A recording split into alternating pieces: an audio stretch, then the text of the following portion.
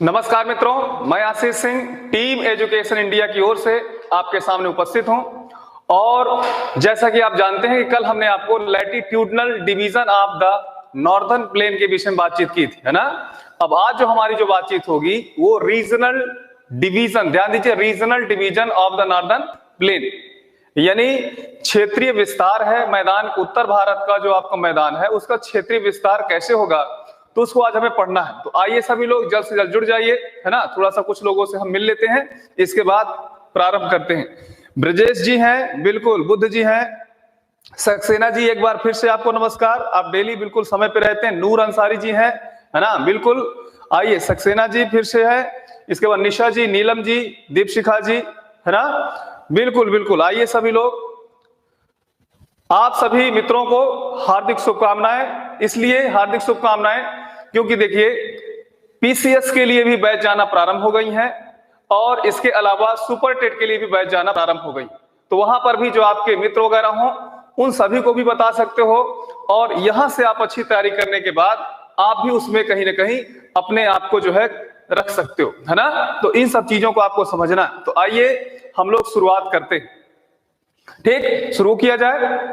हाँ बिल्कुल, सभी लोग जल्द से जल्द जुड़ जाइए। जितेंद्र जी, बहुत देरी से जुड़ रहे हैं आप, है ना, है ना। साजन जी, बिल्कुल, एक का नाम, हमारे मित्र का नाम साजन जी है, केशव प्रसाद जी हैं, उमेश सोनकर जी है, अंकिता जी हैं, बिल्कुल बिल्कुल। आइए, बारिश हो रही है, यहाँ पे बारिश तो नहीं हो रही, यहाँ तो बहुत अच्छा मौसम है ना। ये यहाँ पर बहुत अच्छा मौसम है, लेकिन वहां पे आपके यहाँ बारिश हो रही है। ठीक, देखिए इससे ये भी पता चलता है कि दूर दूर से जो लोग जुड़े हुए हैं उससे मौसम का भी पता चलता है कि कहां कहां पर कैसा मौसम है ना। तो आइए शुरुआत हम लोग करते हैं मित्रों। जैसा कि सबसे पहले हम यही बातचीत आपसे करेंगे, क्या करेंगे, देखिए ये आपका जो नॉर्दर्न प्लेन है, क्या नाम है, नॉर्दर्न प्लेन।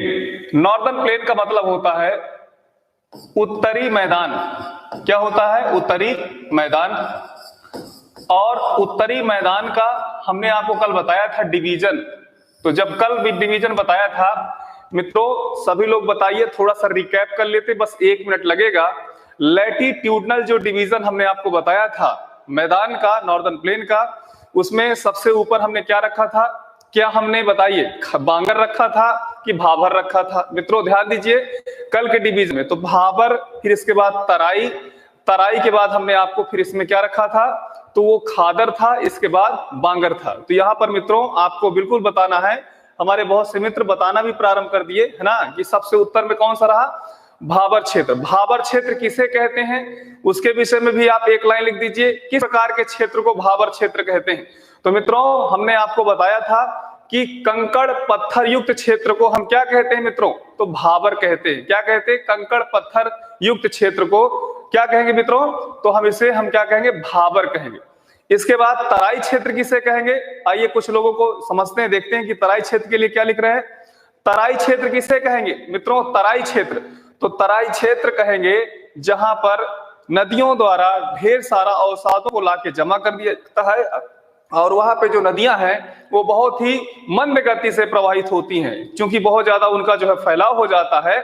तो इल इरिगेशन, यानी ध्यान दीजिए, इल ड्रेनेज पाया जाता है, यानी कम जो है वहां पर ड्रेनेज होता है। तो इसलिए वहां की जो मिट्टी होती है वो हमेशा साल भर आर्द्र बनी रहती है, ह्यूमिड बनी रहती है, जिसके कारण इसे हम तराई क्षेत्र कहते हैं, है ना। यहाँ पर आपको ये भी समझना है। तीसरा हमने आपको क्या बताया था, खादर।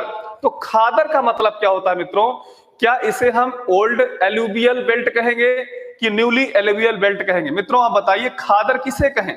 तो हमारे मित्रों ने बताया, बिल्कुल एक लोगों ने हमें बताया कि सर एलुवियल जो तराई होता है, नई उपजाऊ भूमि खादर है। बिल्कुल बिल्कुल आपने कहा कि जो नई उपजाऊ भूमि है, यानी न्यूली फर्टाइल जो एलुवियल सॉइल है, उसी को हम क्या कहते हैं, आपका खादर कहते हैं। क्या कहते हैं, खादर। तो मित्रों फिर बांगर किसे कहेंगे, बांगर के लिए भी बता दीजिए। तो उसमें हम क्या कहेंगे, उसे बांगर को हम क्या कहेंगे, ओल्ड। हाँ हमारे मित्रों ने बताना देखिए शुरू कर दिया कि सर न्यूली, ठीक है, ओल्ड क्या है हमें बता दे रहे हैं, अभी जवाब नहीं आ रहा है। ओल्ड एलुवियन जो सॉइल है उसी को हम क्या कहते हैं, बांगर कहते हैं। यानी पुरानी जो जलोढ़ क्षेत्र होते हैं, बेल्ट होते हैं, उन्हीं को हम क्या कहेंगे, तो हम कहेंगे उसे बांगर, है ना। आइए मित्रों इसके विषय में हम बातचीत करते हैं। तो ये उत्तरी मैदान है। इस उत्तरी मैदान का हम जब डिवीजन करते हैं तो देखिए कितने भागों में इसका डिवीजन होता है। ठीक है, ये कैसा डिवीजन है, याद रखिए रीजनल, है ना, रीजनल डिवीजन है। यहां पर आपको समझना है, तो ये जो रीजनल डिवीजन है, किसका रीजनल डिवीजन है, नॉर्दर्न प्लेन का है। तो आइए इसको एक एक करके हम समझते हैं। सबसे पहले मित्रों तो हम बातचीत करेंगे राजस्थान। ध्यान दीजिए, राजस्थान का मैदान है ना, पहले नंबर पे इसमें हम क्या रखेंगे, राजस्थान का मैदान। ठीक, दूसरे नंबर पर क्या हो सकता है, दूसरे नंबर पर हमने आपको कल बताया था, दूसरे नंबर पर हम यहां रखेंगे पंजाब। ध्यान दीजिए मित्रों, पंजाब का मैदान, पंजाब का मैदान, है ना, सेकंड नंबर पर पंजाब का मैदान। तीसरे नंबर पर क्या रखें, तीसरे नंबर पर आपके सामने ये रहा, क्या रहा, गंगा का मैदान। मित्रों गंगा का मैदान, है ना, क्या रहा मित्रों, गंगा का मैदान। तो थोड़ा सा गंगा के मैदान को, चीजों को समझिए। गंगा के मैदान को 3 भागों में डिवाइड किया गया, है ना मित्रों, कितने भागों में, 3 भागों में। आइए उसको हम लोग भी देख लेते हैं। पहला है आपका उच्च गंगा मैदान, है ना, उच्च गंगा मैदान। यहां पर ध्यान दीजिएगा, उच्च गंगा मैदान यानी हाई गंगेटिक प्लेन, है ना, इसको फिर हम जैसे आगे बढ़ेंगे तो जरूर बताएंगे इसके विषय में। फिर आपका है मध्य गंगा मैदान यानी मिड गंगेटिक प्लेन, मध्य गंगा मैदान। इसी प्रकार तीसरे नंबर पर क्या लिखेंगे, आपका रहेगा निम्न गंगा मैदान, निम्न गंगा मैदान, है ना। तो इसको हम 3 भागों से यहां पर विभाजित किए। जो आपका गंगा प्लेन है उसे 3 भागों, एक है हाई गंगेटिक प्लेन, एक मिड गंगेटिक प्लेन और एक लेसर गंगेटिक प्लेन, है ना। तो देखिए सबसे पहले हमने आपके सामने क्या रखा, राजस्थान का मैदान, दूसरे नंबर पे पंजाब का मैदान, तीसरे नंबर पे गंगा का मैदान, और मित्रों चौथे नंबर पर आप रखेंगे, क्या रखेंगे मित्रों, ध्यान दीजिएगा, चौथे नंबर पे क्या रहेगा, तो आपका रहेगा असम का मैदान, है ना। कौन सा मैदान, असम का मैदान। हम चाहते हैं कि आप इसको अच्छे से लिख लीजिए, देख लीजिए अच्छे से, है ना, जिससे कोई समस्या ना आए। हम आपको डिवीजन किए, नॉर्दर्न प्लेन, उत्तरी मैदान, पहले नंबर पे राजस्थान का मैदान है, सेकंड नंबर पे पंजाब का मैदान है, तीसरे नंबर पे गंगा का मैदान है और चौथे नंबर पे असम का मैदान। आप सभी लोग इसको तुरंत से तुरंत नोट करिए मित्रों, है ना, बिल्कुल नोट करिए और तुरंत कमेंट भी करिए कि हाँ सर हो गया ना। बिल्कुल, इसको हम आगे बढ़ रहे हैं। अब हमने आपको समय, बहुत ही माकूल समय दिया, अब इन सब चीजों को आपको ध्यान देना है। आइए इसको चित्र के माध्यम से समझते हैं। ये आपने रखा, चित्र के माध्यम से आइए इसको हम समझते हैं। मित्रों ध्यान दीजिए, बहुत ही अच्छी तरीके से आपको ध्यान देना है ना। तो ध्यान दीजिए, मान लो हमारे मित्रों कि ये जो आपका है, ये भारत का कौन सा भाग है, ये भारत का मित्रों प्रायद्वीपीय भाग है। और जब इसको हम ऐसे बढ़ाते हैं आगे तो ध्यान दीजिए, ये आपका जो क्षेत्र है ना, ये जो क्षेत्र है, यहां पर चीजों को समझना है ना। ये भारत का मैप, इस भारत के मैप में अगर हम मैदानों के विषय में चर्चा करें तो सबसे पहले कौन सा है, सबसे पहले मित्रों ये आपने क्या देखा, राजस्थान, है ना, राजस्थान का मैदान। पहले नंबर पर क्या देखा आपने, राजस्थान का मैदान। यहां पे ध्यान दीजिएगा, राजस्थान का मैदान।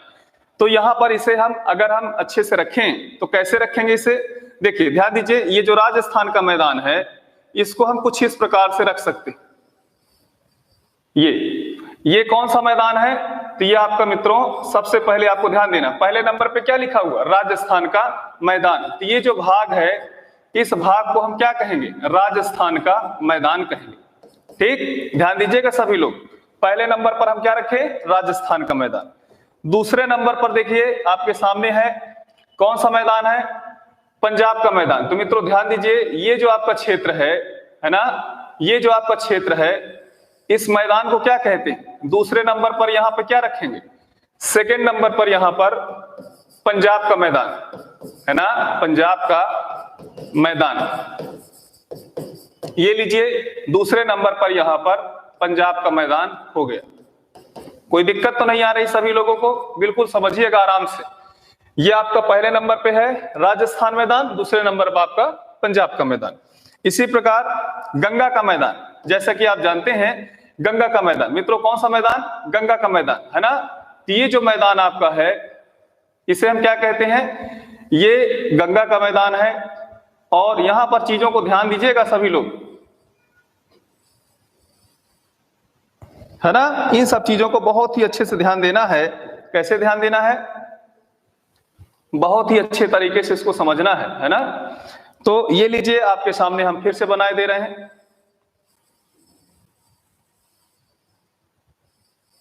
ठीक, एक ये मैदान, तो 3 मैदान देखिए आपके सामने लिख रहे हैं। पहला, जैसा कि मित्रों जानते हैं कि ये उच्च गंगा का मैदान है। ये कौन सा है? उच्च गंगा का मैदान। दूसरा क्या है? दूसरा आपका मध्य गंगा का मैदान। और तीसरा आपका है निम्न गंगा का मैदान। ये तीनों आपके सामने हमने लिख दिए, है ना। ये आपके सामने रखे हुए हैं। इन सब चीजों को आपको समझना है। और मित्रों सबसे लास्ट में, जैसा कि आप जानते हैं, जो मैदान है उसको यहां पर हम रखते हैं। क्या नाम है उसका? ये आपका पूरा का पूरा ये जो क्षेत्र है वो कौन सा है? असम का मैदान। तो ये लीजिए तीसरे नंबर पे पहले हम यहां पे क्या रखेंगे? गंगा का मैदान। और जैसा कि आप जानते हैं गंगा के मैदान को 3 भागों में डिवाइड किया गया। तो ये तीसरे नंबर पर कौन सा मैदान रहा? ये गंगा का मैदान रहा। और ये चौथे नंबर पर मित्रों जो है वो आपका असम का मैदान है ना। तो यहां पर आप चीजों को भी मैप के माध्यम से समझ सकते हो। इसको सभी लोग क्लिक कर लीजिए अच्छे से, इसको अच्छे से इसकी जो है स्क्रीनशॉट ले लीजिए, जिससे कोई समस्या आपको न रहे, क्योंकि एक एक करके चीजों को हमें समझना। ठीक, तो आइए इसको समझो ध्यान से।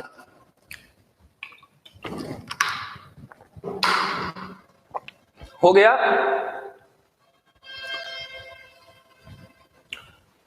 अरे जलोढ़ में ही खादर बांगर नहीं लिखते। जलोढ़ में खादर बांगर हमने अभी लिखा ही नहीं। इसको ध्यान दीजिएगा आप सभी लोग, है ना। ये पहले नंबर पे राजस्थान का मैदान है, दूसरे नंबर पे पंजाब का मैदान, तीसरे नंबर पे गंगा का मैदान, और चौथे नंबर पर यहां पर क्या है? असम का मैदान। क्या सभी लोग इसको क्लियर कर लिए हो? आइए आगे बढ़ते हैं, बिल्कुल आगे बढ़ेंगे। ठीक, आइए समझते हैं। मित्रों सबसे पहले हम बातचीत करने वाले हैं, क्या बातचीत करने वाले हैं? राजस्थान, ध्यान दीजिए, हेडिंग लगाइएगा, राजस्थान मैदान। राजस्थान का मैदान ये आपके सामने है। तो मित्रों हम आपको बता दें कि जो राजस्थान का मैदान है इसको अगर ध्यान से समझें तो इसे 2 भागों में बांटा गया। कितने भागों में? 2 भागों में बांटा गया। एक आपका मित्रों पश्चिमी मैदान, एक आपका पश्चिमी मैदान, और दूसरा आपका पूर्वी मैदान, है ना। यहां पे ध्यान दीजिएगा, पश्चिमी मैदान और पूर्वी मैदान। यहां से कैसे प्रश्न आएंगे पहले इसको समझ लीजिए, फिर इसके बाद हम आपको बताते हैं। तो पश्चिमी मैदान किसे कहे, पूर्वी मैदान किसे कहे? तो मित्रों यहां पे समझिए, ये आपका जो पश्चिमी मैदान है और पूर्वी मैदान है, इसके बीच में क्या स्थित है? इसके बीच में आपका स्थित है अरावली पर्वत है। क्या मित्रों स्थित है? अरावली पर्वत स्थित है।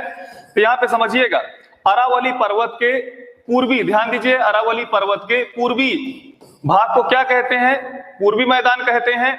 और अरावली पर्वत के पश्चिमी भाग को हम क्या कहते हैं? अरावली पर्वत के पश्चिमी मैदानी भाग को क्या कहेंगे? तो पश्चिमी मैदान होगा, है ना। यहां पर समझिएगा पश्चिमी मैदान और पूर्वी मैदान। ठीक, पश्चिमी मैदान और पूर्वी मैदान ये लीजिए आपके सामने हम हटे जा रहे हैं, सब चीजों को ध्यान दीजिए। Rajasthan plain has been divided 2 types, first है वेस्टर्न प्लेन और दूसरा आपका ईस्टर्न प्लेन।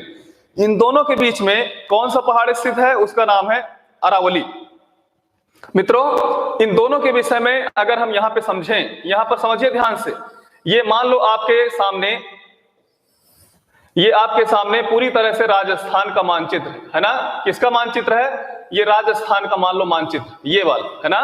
ये किसका मानचित्र है? राजस्थान का। तो ध्यान दीजिए, राजस्थान का मैप है अगर ये, तो यहां पर ध्यान दीजिए, यहां पर जो आपका पहाड़ है, इस पहाड़ को क्या कहते हैं? इस पहाड़ को कहेंगे अरावली। क्या कहेंगे मित्रों? अरावली। ये आपके सामने अरावली है।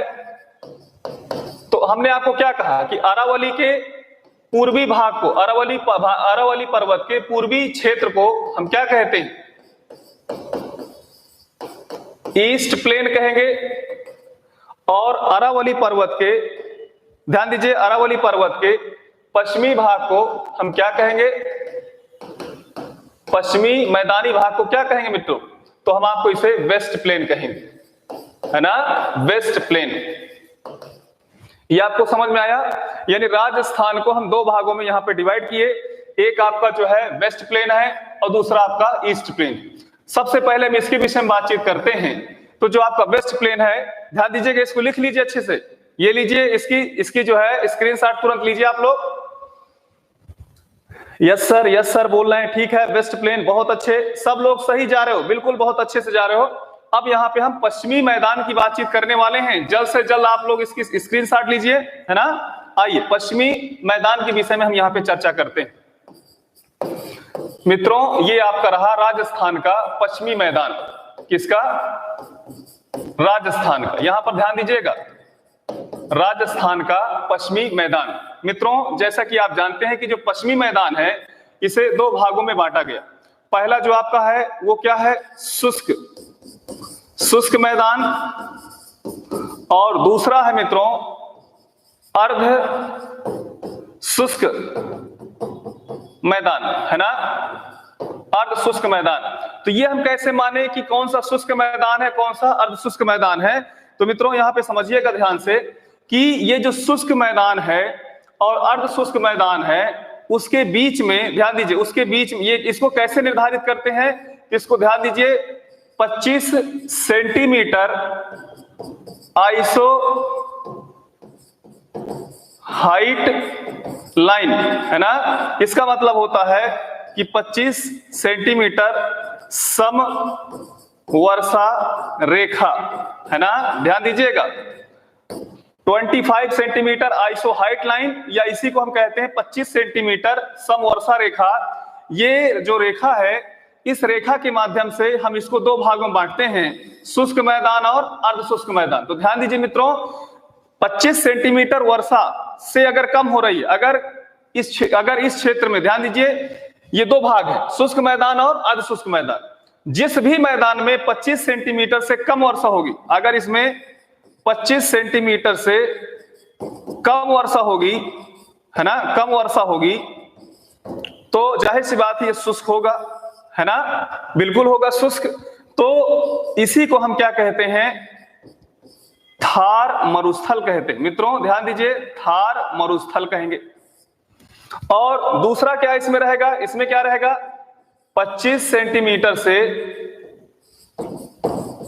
अधिक वर्षा होगी, है ना, 25 सेंटीमीटर से अधिक वर्षा होगी, है ना। एक बात यह है, दूसरी बात यह है, नदियों, ध्यान दीजिए, नदियों द्वारा जलोढ़ क्षेत्रों का निर्माण होता है, नदियों द्वारा जलोढ़ क्षेत्रों का निर्माण होता है ना। क्या होता है, निर्माण होता है, यहां पे ध्यान दीजिएगा, निर्माण होता है। एक चीज समझिए, यहां से शुष्क मैदान में 25 सेंटीमीटर से कम वर्षा होती है, जिसे थार मरुस्थल कहते हैं, और इधर है 25 सेंटीमीटर से अधिक वर्षा होती है। और दूसरी बात है, नदियों द्वारा जलोढ़ क्षेत्रों का निर्माण होता है। ये आपने एक पॉइंट आपने यहां लिखा, है ना, शुष्क मैदान के ऊपर, और एक पॉइंट आपने इसके ऊपर लिखा। अब देखिए, इसमें खास तौर पे आपको समझना है, अगर आपको याद हो तो मैंने थार मरुस्थल के विषय में बहुत अच्छे से आपको बताया था, थार मरुस्थल के विषय में बहुत अच्छे से बताया था, इसलिए यहां पर हम उसके विषय में ज्यादा चर्चा ना करके हम इधर की ओर बढ़ेंगे। वैसे हम आपको बताए थे कि थार मरुस्थल विश्व में सबसे घनी आबादी वाला मरुस्थल है, ठीक, और इसका जो विस्तार है राजस्थान के पश्चिमी भाग में है, जैसे जैसलमेर का नाम सुने होंगे, है ना, जैसलमेर है, उदयपुर है, ये जयपुर वाला क्षेत्र है। इन सब चीजों के विषय में हमने आपको यहाँ बताया था। अर्ध शुष्क के विषय में अच्छे समझिए, ये 25 सेंटीमीटर से अधिक यहाँ वर्षा होती है और नदियों द्वारा जलोढ़ क्षेत्रों का निर्माण होता है। ध्यान दीजिए मित्रों, ये पॉइंट रहा। दूसरे पॉइंट में इसमें समझिएगा, इसी के अंतर्गत है, शुष्क मैदान के अंतर्गत, है ना। बिल्कुल बिल्कुल सभी लोग सही है ना, कोई दिक्कत तो नहीं है, बिल्कुल। आप ध्यान दीजिए मित्रों, इसको हम व्हाइट पेन से लिख रहे हैं। तो अर्ध शुष्क मैदान नदियों द्वारा स्थित या नदियों द्वारा निर्मित जलोढ़ क्षेत्रों से होता है, जिसे क्या कहते हैं, बांगर क्षेत्र कहते हैं। क्या कहते हैं मित्रों, बांगर क्षेत्र कहते हैं, बांगर क्षेत्र कहते हैं। और यह कृषि, ध्यान दीजिए, यह कृषि कार्य हेतु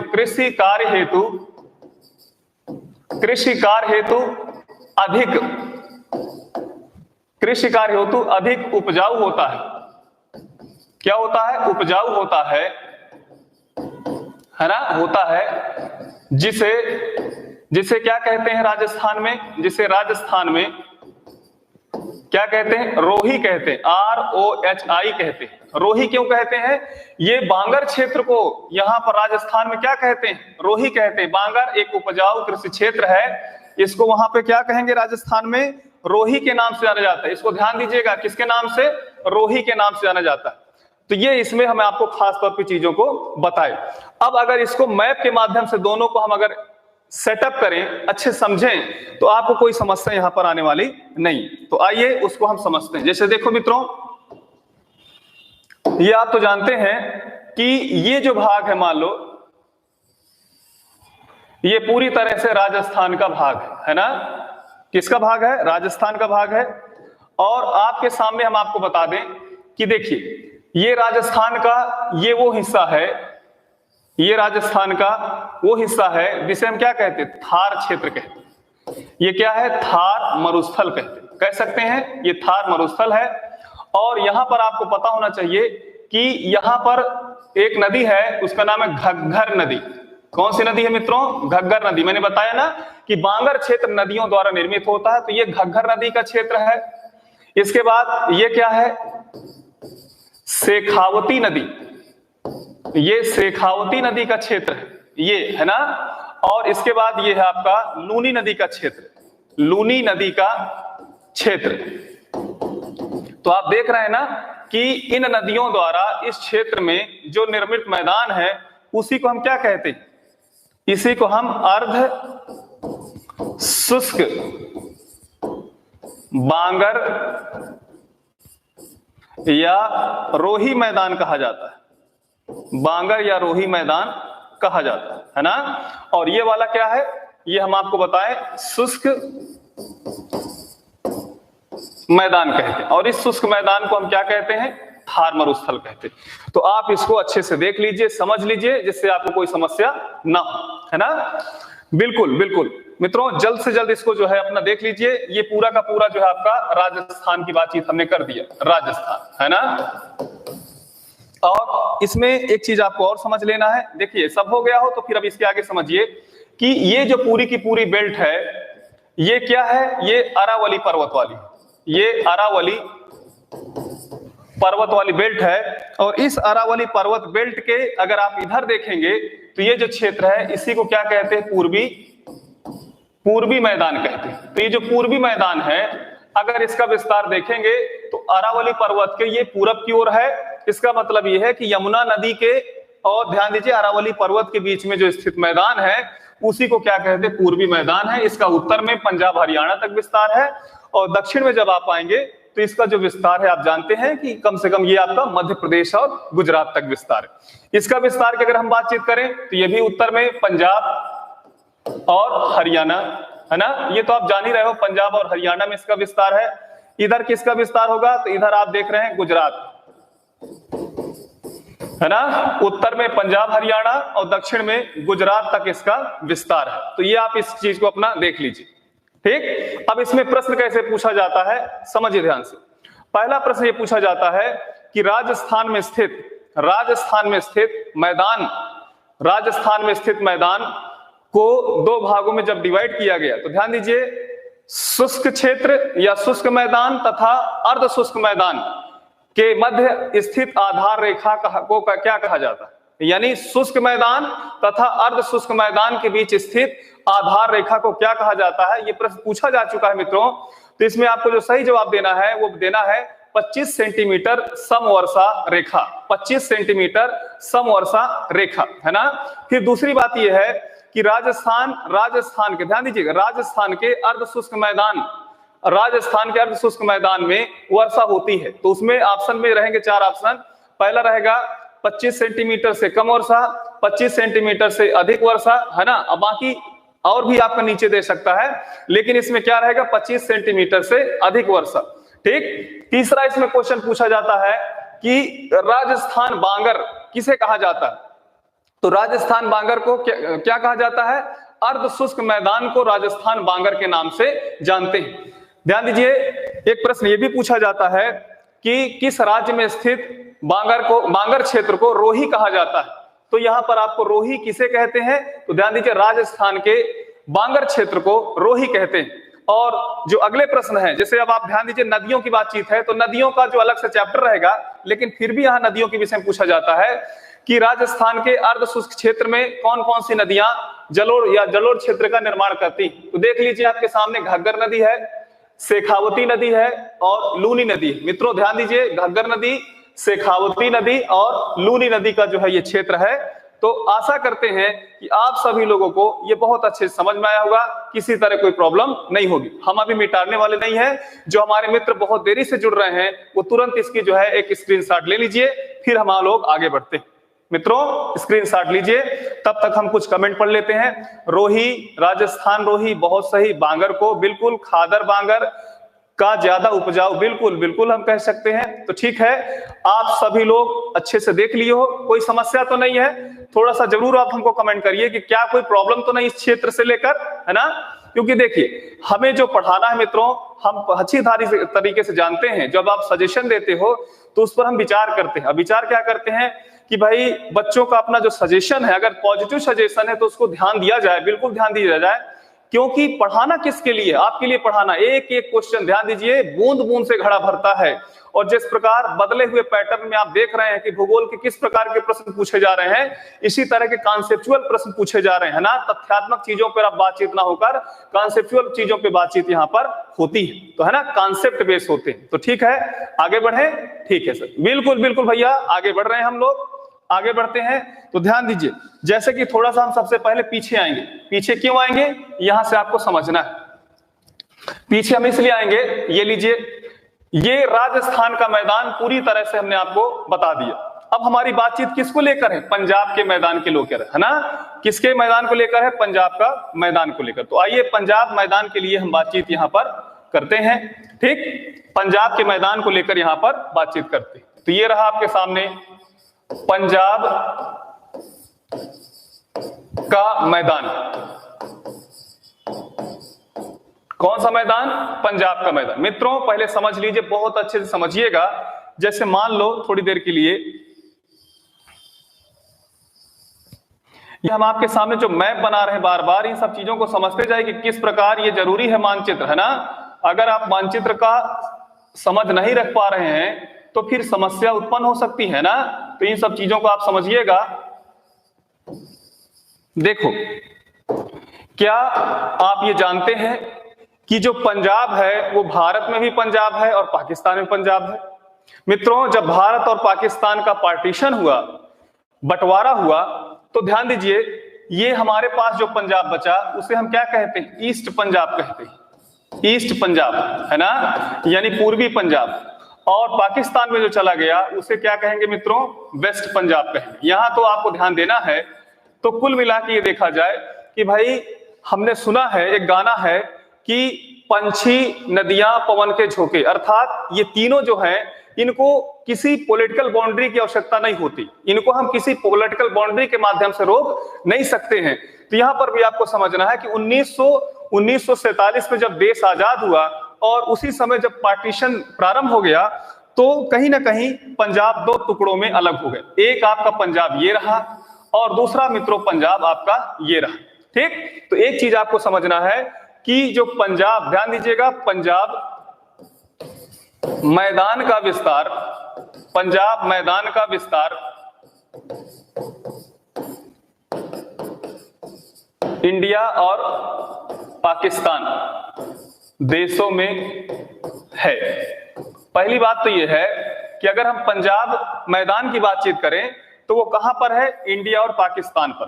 ठीक, ध्यान दीजिए, ये पाकिस्तान वाले पंजाब को हम क्या कहते हैं? वेस्ट पाकिस्तान कहते हैं। और हमारे देश में जो है ना, हमारे देश में जो पंजाब है उसे हम क्या कहेंगे? ईस्ट पंजाब के नाम से जानेंगे। दूसरे नंबर पे यहां पर आप बातचीत करते हैं। सेकंड नंबर पे देखिए क्या रहेगा मित्रों? सेकंड नंबर पे रहेगा कि जो पंजाब मैदान है, देखो यहां पे समझिए सभी लोग पहले, यहां से एक नदी आती है और ऐसे करके सीधे ये यहां पर ऐसे आती, और दूसरी जो नदी है कुछ इस प्रकार से आते हुए सीधे ऐसे मिलती। तो इस नदी का नाम है सिंधु नदी, मित्रों ध्यान दीजिए, और इसका नाम है सतलज नदी, है ना, सतलुज नदी, है ना। तो यहां पर हम आपको कहें कि जो पंजाब मैदान है वो सिंधु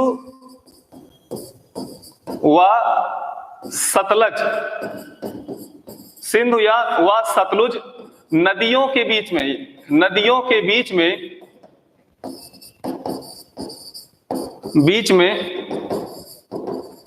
स्थित मैदान है। क्या है मित्रों? मैदान है ना।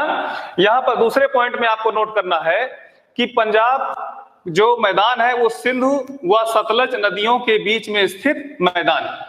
तीसरे नंबर पर यह समझना है कि कम वर्षा, यहां पर कम वर्षा होने के कारण, कम वर्षा होने के कारण नदियों में, किन नदियों में? सिंधु व उसकी सहायक नदियों में, देखिए इंडस है और ये सतलुज है, तो नदियों में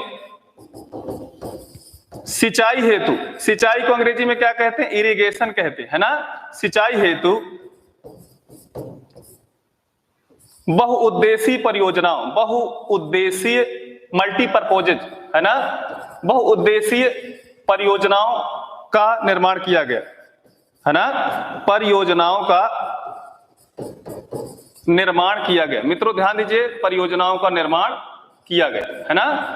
ये लीजिए, हमने आपको इतना चीजें लिखा, 3 पॉइंट हमने आपके सामने लिखे कि कम वर्षा, ध्यान दीजिए, कम वर्षा होने के कारण नदियों में सिंचाई हेतु बहुउद्देशीय परियोजनाओं का निर्माण किया गया। मित्रों ध्यान दीजिए, ये हमने आपको तीनों चीजें लिखा।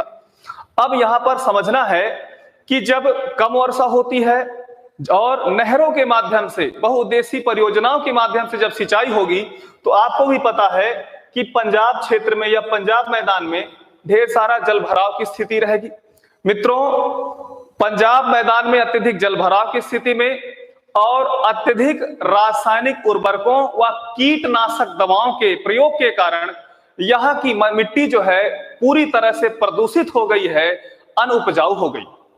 और उसके कारण पहली बात तो यह है कि खाद्यांशों के उत्पादन में भारी कमी आई है, और दूसरी बात है मित्रों, पर्यावरण प्रदूषण भी बढ़ा है, पर्यावरण प्रदूषण भी बढ़ा है। यहां पे आपको समझिएगा दोनों बातें, मिट्टी में जल भराव की स्थिति तथा किसानों द्वारा रासायनिक उर्वरकों का ज्यादा से ज्यादा छिड़काव और कीटनाशक दवाओं के प्रयोग से और इस मृदा प्रदूषित हो गई है। और जब ये प्रदूषित हो गई है, जिससे मृदा के मूल उत्पादकता में कमी देखी जाती है, और दूसरी बात यह है कि पर्यावरण भी कहीं ना कहीं इससे प्रभावित होता है या पर्यावरण पर भी प्रतिकूल असर देखने को मिलता है ना। ये चीजों को आपको यहाँ पर खास तौर पे समझना है। और इसके अलावा हम आपको बता दें कि जो पंजाब का मैदान है, इस क्षेत्र में हरित क्रांति सफल हुआ है। मित्रों पंजाब जो मैदान है, इस क्षेत्र में हरित क्रांति को सफल बनाया गया है। जैसा कि आप जानते हैं 1960 के दशक में MS स्वामीनाथन के सहयोग से देश में प्रथम हरित क्रांति की शुरुआत की गई थी, और यह शुरुआत पंजाब के मैदान में भी थी। पंजाब उत्तर प्रदेश और हरियाणा राज्यों के बीच में जो फैला हुआ मैदान है, उस मैदान में पहली हरित क्रांति जो है सफल हुई थी। लेकिन मित्रों इतना ज्यादा उर्वरकों का प्रयोग किया जाता है कि ये मिट्टी प्रदूषित हो गई है, और पर्यावरण के लिहाज से भी यहाँ का जो है वातावरण ठीक नहीं रहता है ना। तो इन सब चीजों को आपको समझना है। तो ये पंजाब का मैदान की बातचीत हमने खास तौर पर किया। अब रही बात पाकिस्तानी पंजाब के विषय में, तो पाकिस्तानी पंजाब के विषय में बस आपको इतना समझना है कि जो सिंधु नदी है, अगर सोचिए भारत सरकार कभी कभी बोलती है ना कि हम इंडस वाटर ट्रीटी को हम नहीं मानेंगे। जैसे आपने देखा प्रधानमंत्री जी ने कहा कि भारत के साथ अगर पाकिस्तान इसी तरह जो है इन्फिल्ट्रेशन करता रहा, सीज फायर करता रहा, कंट्रोल लाइन को क्रॉस करता रहा, और भारत में आतंकवादी गतिविधियों को बढ़ाता रहा तो हम खून और पानी एक साथ नहीं बहने देंगे। मित्रों, ये शब्द जब कहा गया तो पाकिस्तान भी जानता है कि पाकिस्तान का ये जो आपका क्षेत्र है खैबर पख्तून, सिंध प्रांत और ये आपका पंजाब प्रांत है, तो इस क्षेत्र से होकर जब ये नदी बहती है और इसके ज्यादातर पानी को अगर भारत सरकार खींच लेगी या उसकी सहायक नदियों का पानी जो हमारे हिस्से का खींच लेगी, तो उससे ये लिखने का, हाँ हम ये कहते हैं कि सक्सेना जी आप बहुत ज्यादा यहाँ पर ध्यान दे रहे हैं, तो थोड़ा सा कमेंट पे ध्यान न देकर इसको लिखते भी जाइएगा, है ना, लिखते भी जाइएगा। क्योंकि देखिए वीडियो को बार बार देखने से, प्ले करके देखने से, उसमें चीजों को लिखने से बहुत ज्यादा समय लगता, वक्त लगता है, इसलिए इन सब चीजों पर विशेष रूप से ध्यान देते जाइएगा। हम आपके ही हैं, टीम एजुकेशन इंडिया आप ही का है। आप बिल्कुल देखते जाइए कि नित्य नूतन जैसे जैसे दिन प्रतिदिन हम आगे बढ़ेंगे आप में एक निखार आता जाएगा, भूगोल विषय को लेकर इतना इंटरेस्ट पैदा हो जाएगा कि मित्रों हो सकता है कि आप इसी को अपना ऑप्शनल विषय बना लो। इतना जो है ये आपको कारगर और सटीक तरीके से हम आपको दिन प्रतिदिन चीजों को आगे बढ़ाते हुए पढ़ाएंगे, है ना।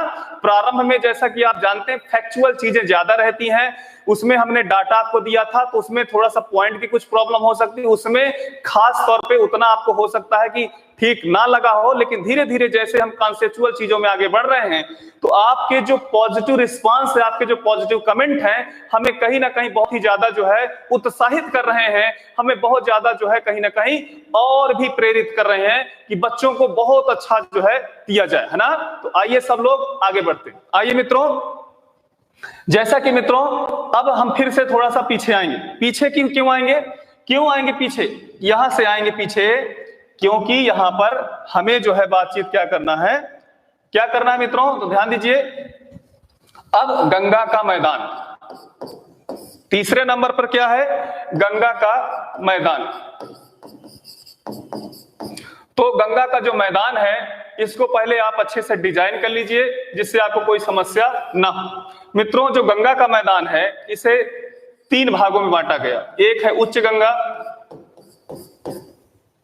उच्च गंगा, दूसरा आपका है मध्य गंगा। देखिए ऊपर मैदान लिखा हुआ है तो कोई बहुत ज्यादा परेशान होने की बातचीत नहीं। और तीसरे नंबर पर मित्रों क्या लिखा है ना, निम्न गंगा। निम्न गंगा आपके सामने हमने लिख दिया।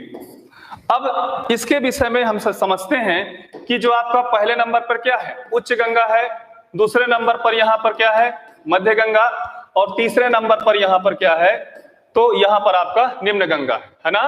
ये आपको समझना है कि हमारी जो गंगा नदी है ना, उसके विषय में बातचीत कर रहे हैं। तो गंगा प्लेन है, ये कैसा है ना, ये आपका जो है उच्च गंगा वाला क्षेत्र है। तो इसमें देखिए कौन कौन से चीजें आएंगी, इसमें 2 भाग आएंगे। उच्च गंगा वाले क्षेत्र में 2 भाग आएंगे। पहला भाग रहेगा मित्रों रोहेल खंड का मैदान, रोहेल खंड का मैदान। कौन सा मैदान मित्रों, रोहेल खंड का मैदान। दूसरा इसमें रहेगा मित्रों, दूसरा क्या रहेगा, अवध का मैदान, अवध का मैदान है ना। ये रहा आपका, ये किस में आ रहा है, उच्च गंगा क्षेत्र में आ रहा। प्रश्न पूछा जाता है कि रोहेल खंड का मैदान गंगा के किस भाग में आएगा या गंगा के किस वर्गीकरण में आएगा, तो आपको बताना है उच्च गंगा क्षेत्र में आएगा, उच्च गंगा के मैदान में आएगा ना। आपका जो अवध मैदान है वो किस भाग में आएगा, तो उच्च गंगा में ही आएगा यहां पर। इसी प्रकार मित्रों जैसा कि आप जान रहे हैं मध्य गंगा, तो मध्य गंगा को 2 भागों में बांटा गया। बहुत ही अच्छे समझिएगा, 2 भागों, एक आपका पूर्वी यूपी का मैदान, पूर्वी यूपी का मैदान। अगर मैं पूर्वी यूपी के मैदान से बातचीत करूं तो वो पूरी बेल्ट आएगी जो हमने कल आपको बताया था। क्या बताया था, महाराजगंज, कुशीनगर, देवरिया, देवरिया के बाद आपका है बलिया है, बलिया के बाद चंदौली है मित्रों, चंदौली के बाद गाजीपुर, और इसी तरह आपका क्या कहते हैं आपका सोनभद्र।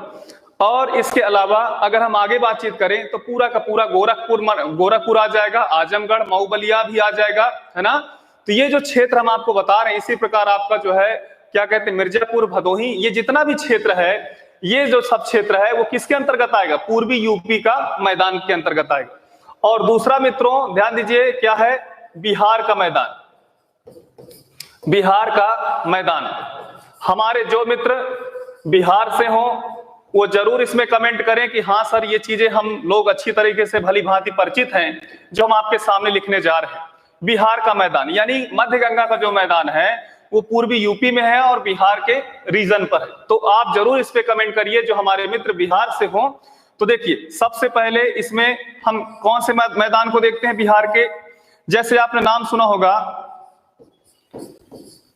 सारण का मैदान।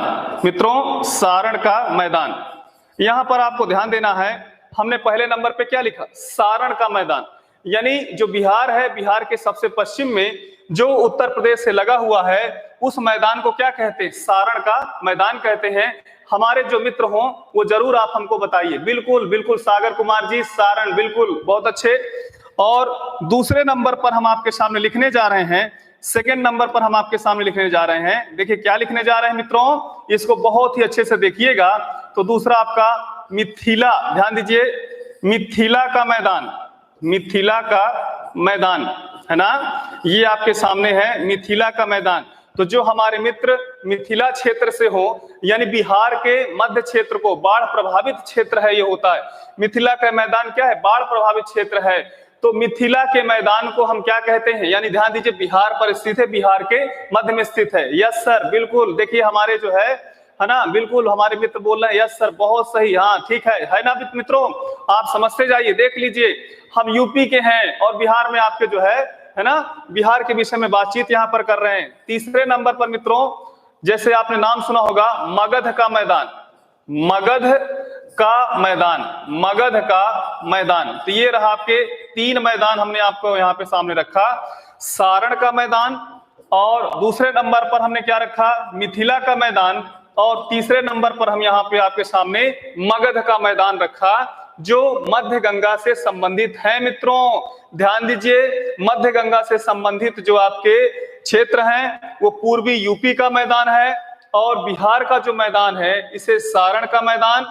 जैसे मित्रों सारण का मैदान जो है वो आपका पूरी तरह से जैसे आपने घाघरा यानी घाघरा नदी का और गंडक नदी का नाम सुना होगा, तो ध्यान दीजिए है ना, घाघरा नदी और गंडक नदी के बीच के जो स्थान होते हैं उसी को यहाँ पे सारण का मैदान कहा जाता है। मिथिला का मैदान जो होता है वो मिथिला का मैदान ध्यान दीजिए आपका है बूढ़ी गंगा और कोसी नदी के बीच का जो मैदान है उसी को मिथिला का मैदान कहते हैं।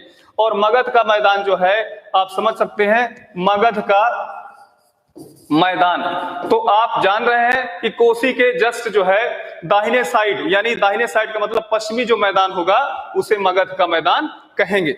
मित्रों एक और बचा है, ये भी आप ध्यान दीजिए, निम्न गंगा का मैदान, यानी निम्न गंगा में कौन सा आता है, तो मैं आपको बता दूं मित्रों, पश्चिम बंगाल। ध्यान दीजिए पश्चिम बंगाल का मैदान आता है ना, पश्चिम बंगाल का मैदान आता है। तो मित्रों इसको अच्छे से आप लोग इसकी स्क्रीनशॉट ले लीजिए जिससे आपको कोई समस्या ना हो, है ना। बिल्कुल सागर जी सारण में छपरा, बिल्कुल सही है ना।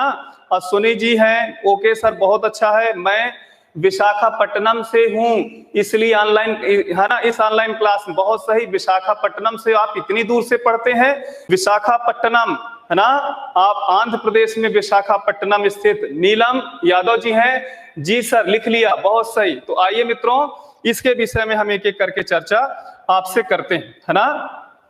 क्या चर्चा, यहीं पर इसको देख लेते हैं। जैसे देखिए मित्रों बहुत ज्यादा इसको समझने का, मैं एक बार फिर से कह रहा हूं, अब इसको सिर्फ समझिएगा, ध्यान से समझिएगा। जैसे देखो, जैसे यहां पर हम आपके सामने यूपी का मैप बनाए, किस राज्य का मैप है ये, यूपी का, उत्तर प्रदेश का मैप जब हम आपके सामने रखे तो यहां पर आपको समझना है, ये आपके सामने यूपी का मैप है।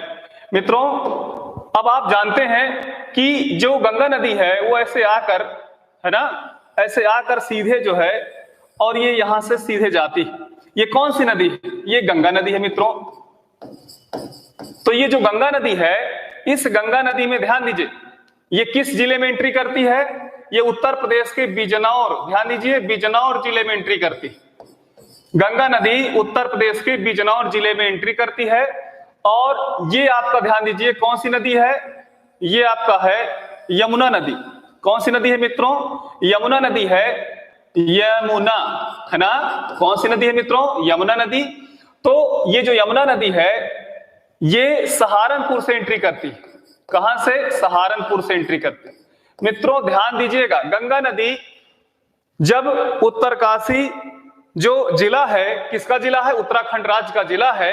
इन दोनों जगह यानी उत्तरकाशी से यमुना नदी और गंगा नदी जब निकलती हैं तो गंगा नदी उत्तर प्रदेश के बिजनौर जिले में प्रवेश करती है और गंगा जो आपकी यमुना नदी है वो आपका सहारन, गंगा नदी कहां पर? बिजनौर में, और यमुना नदी आपका सहारनपुर। तो मित्रों हम आपको बता दें ये जो बिजनौर की हम बातचीत करते हैं, जैसे आपने नाम सुना बरेली, बरेली का तो नाम सुने होंगे मित्रों। तो बरेली हो गया, मुरादाबाद हो गया, बरेली, मुरादाबाद, सहारनपुर, बुरेली, मुरादाबाद, सहारनपुर।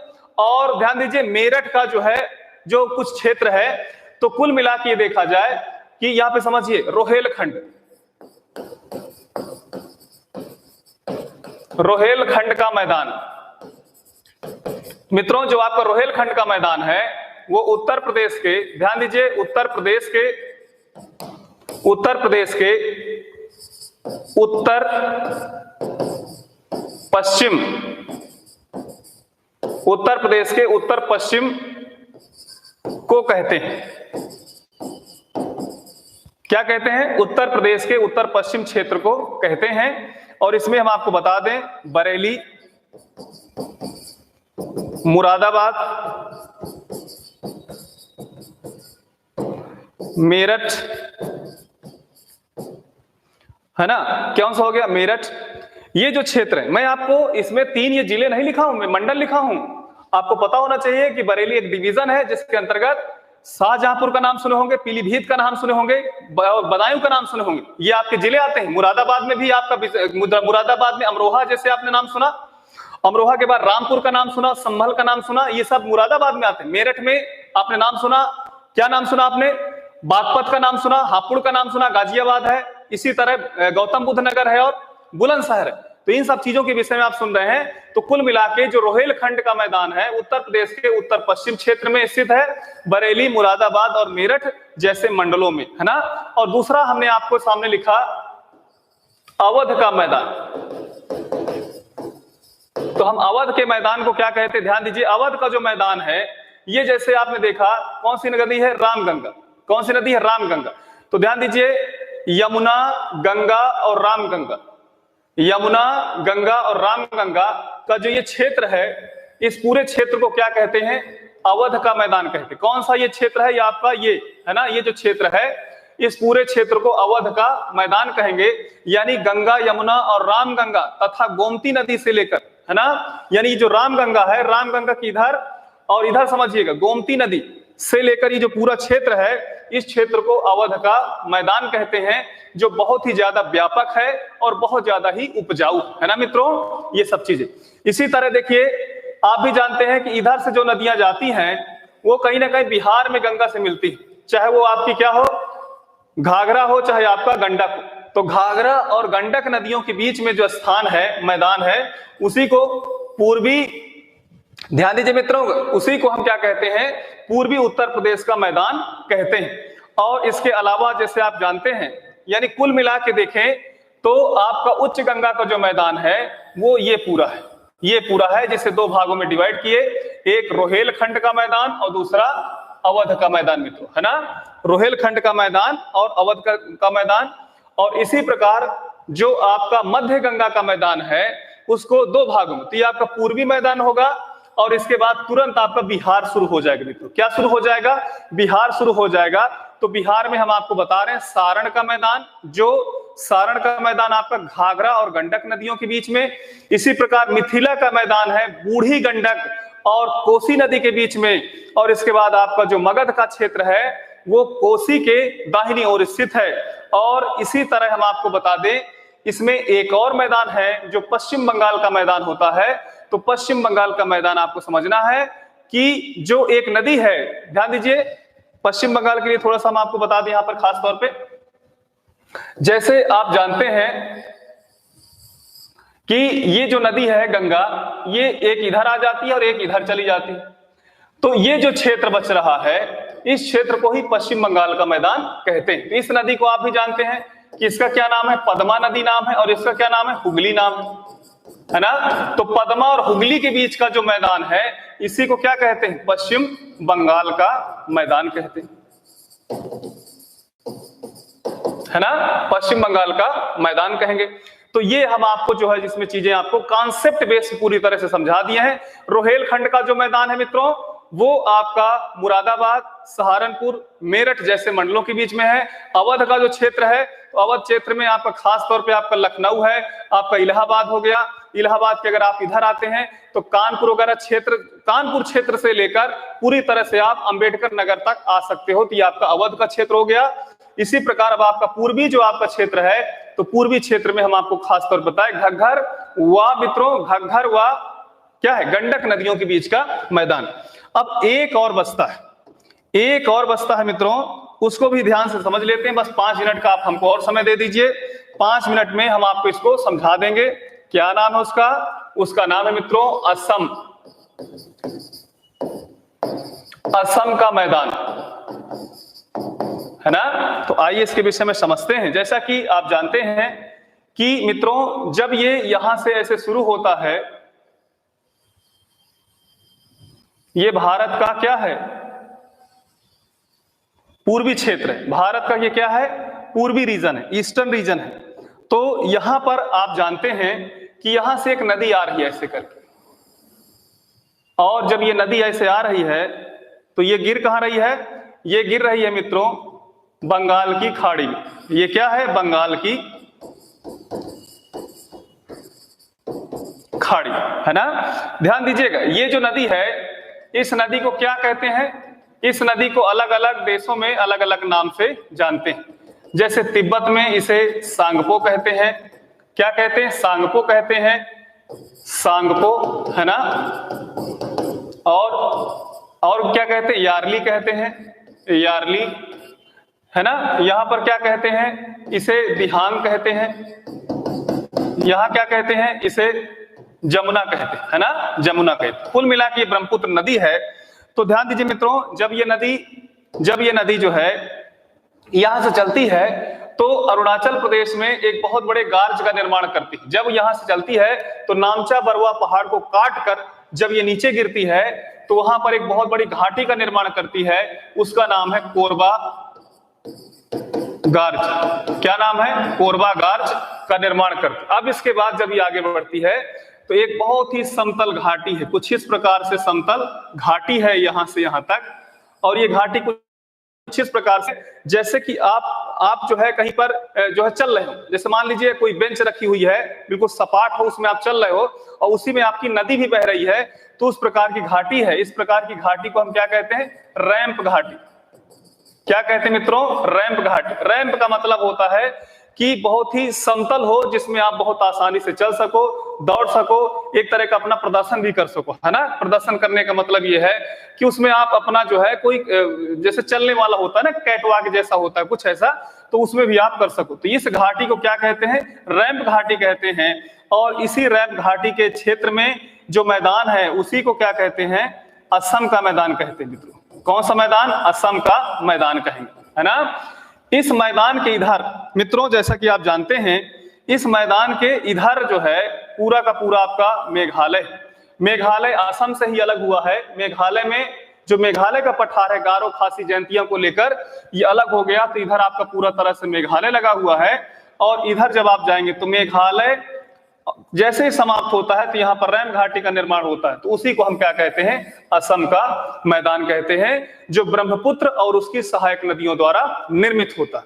तो मित्रों, इसमें कैसे कैसे प्रश्न बनेंगे, इसको भी आप लोग थोड़ा सा वो कर लीजिए, स्क्रीनशॉट ले लीजिए, बिल्कुल स्क्रीनशॉट लीजिए तुरंत। मित्रों, जैसा कि आप जानते हैं कि आज भी हमने खास तौर पे 2 दिन देखिए मैदान को लेकर लगा, एक हमने आपको कल बताया था, आज हमने इसके विषय में चर्चा की। अब इसमें कैसे प्रश्न आएंगे, उन प्रश्नों को लेकर हम आपके सामने प्रस्तुत होंगे। लगभग 50 प्रश्न रहेंगे, तो उन प्रश्नों को लेकर हम आपके सामने उपस्थित होंगे और पीडीएफ में भी इससे संबंधित कहीं ना कहीं 50 प्रश्न आपके लिए छोड़ दिया जाएगा, उसको आप सॉल्व करते रहिए और उसके जो जवाब अगर आपको ना मिले तो तुरंत आप यहाँ पे मैसेज करेंगे तो जरूर उसको हम आपको बताएंगे, है ना। तो प्रश्नों के साथ बिल्कुल हम जो है इसमें आपको आएंगे। लेकिन एक जो सेगमेंट और बचा है फिजिकल डिवीजन में, वो आपका आइलैंड को लेकर है। क्या है? आइलैंड को लेकर है, यानी द्वीप हैं या द्वीप समूह को लेकर है। तो उनके विषय में हम खास तौर पर चर्चा कल करेंगे। जब वो समाप्त हो जाएंगे तो 50 प्रश्नों के साथ हम आपके सामने पूरी तरह से उपस्थित होंगे और आशा करते हैं कि आप पहले दिन के लेक्चर से लेकर अब तक के जितने भी लेक्चर हैं उन सभी लेक्चर्स को अच्छी तरह से देख लीजिए, समझ लीजिए और समझने के बाद आप अच्छे से बैठिए। आप हमें भरोसा दिलाइए कि आप अच्छे से उसको रिवीजन करके 50 में 50 क्वेश्चनों के जवाब आप दोगे। मैं मानता हूं कि सभी उंगलियां बराबर नहीं होती हैं, लेकिन मित्रों अगर सभी उंगलियों का सहयोग लिया जाए तो एक बहुत अच्छा जो है हमारे पास ये पंच बन जाता है, ये हमारे पास एक छोटा सा हैंड बन जाता है जो दुनिया का सबसे उचित काम करता है। जैसे कहते हैं कि कलम पकड़ के देख लियो कितना हमें आगे बढ़ा देता है। तो मित्रों आप सभी लोग बहुत अच्छे से उस चीज को रिवीजन कर लीजिए। और एक चीज हम आपसे और कहेंगे कि अगर आपको अभी भी किसी सुझाव की आवश्यकता हो, अगर आपको लगता है कि सर कुछ सुझाव और देना है, तो मित्रों जैसा कि एक सुझाव जो आपका था कि सर हट जाए करिए, हम बिल्कुल हट जाते हैं, ये देख लीजिए। थोड़ा सा इसीलिए समय ज्यादा लग जाता है, कोई बात नहीं। लेकिन मित्रों इसके अलावा भी अगर आपको कुछ सुझाव देना हो तो आप जरूर सुझाव दे सकते हैं। लेकिन मित्रों ध्यान दीजिए, टीम एजुकेशन इंडिया अपने आदर्शों पर, उच्च आदर्शों पर चलना चाहती है और उस आदर्श के आधार पर, उच्च आदर्शों के आधार पर आप लोगों को भी ले जाना चाहती है। जब आप मंजिल पर पहुंचोगे तो आप उस ऊंचाई से जब आप हमें देखोगे तो भी हमें पाओगे। बस आपकी निगाहें बस ये रहेंगी कि उस ऊंचाई में आप हमको देख पाते हो कि नहीं देख पाते हो, है ना। लेकिन मित्रों हम आपको उस मंजिल तक जरूर लेने जाने का प्रयास करेंगे जो आपकी मंजिल है। तो आज यहीं तक, आज मैं आपको विदा लेता हूं। कल मैं पुनः अपने समय पर आपके सामने उपस्थित हो जाऊंगा, है ना। तब तक आप अच्छे से पढ़ते रहिए और ठीक है, अच्छे से पढ़ते रहिए, उसको समझते रहिए। और जो मैंने आपको बताया कि प्रश्नों को और ध्यान दीजिए, जो 50 प्रश्न है उनको सॉल्व करवा जाएगा, तो उसके लिए अच्छे से प्रिपेयर हो जाए। ठीक है, आज यहीं तक। जय हिंद, जय भारत।